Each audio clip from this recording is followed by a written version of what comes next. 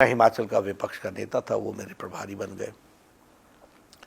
मैं विपक्ष का नेता था, हमारी संख्या बहुत कम थी।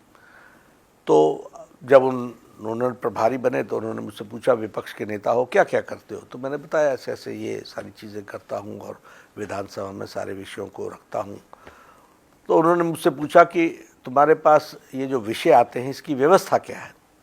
तो मैंने उनसे कहा कि अखबारों को और इवेंट्स को मैं नोट करता हूँ, मेरा ऑफिस है उसको नोट करता है, उसमें से महत्वपूर्ण विषय निकालता हूँ और उसी समय से अगले सत्र के लिए प्रश्न डिस्कशन, इसके लिए हम स्ट्रैटेजी बनाना शुरू कर देते हैं।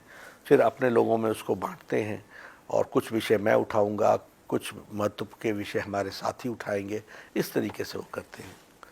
उनका आपका संवाद कैसे होता है? मैंने कहा संवाद तो विधानसभा के अंदर ही होता है।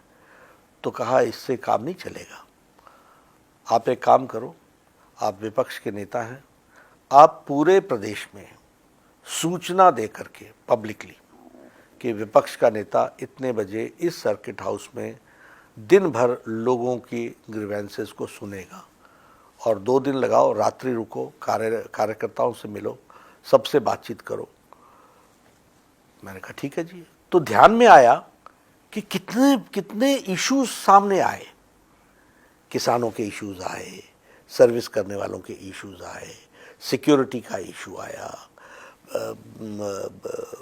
यूथ का इशू आया, बहुत से इश्यूज हमारे पास इकट्ठे हो गए। दूसरी बात, हमारी क्वालिटी ऑफ डिबेट, उन्होंने मुझसे पूछा भी कि वो तो ठीक है, तुमको कैसा तजुर्बा मिला? मैंने कहा बहुत तजुर्बा मिला, एक बहुत बड़ी ताकत मिली, फर्स्ट हैंड इन्फॉर्मेशन मिली, अखबार से पढ़ी हुई इन्फॉर्मेशन और व्यक्ति से पढ़ी जानी हुई इन्फॉर्मेशन में ज़मीन आसमान का अंतर होता है।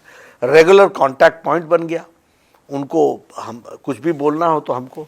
तो मैंने देखा कि उसके बाद 1 साल के अंदर विपक्ष के नेतृत्व का और भारतीय जनता पार्टी के रेलेवेंस बहुत तीव्र गति से बढ़ा।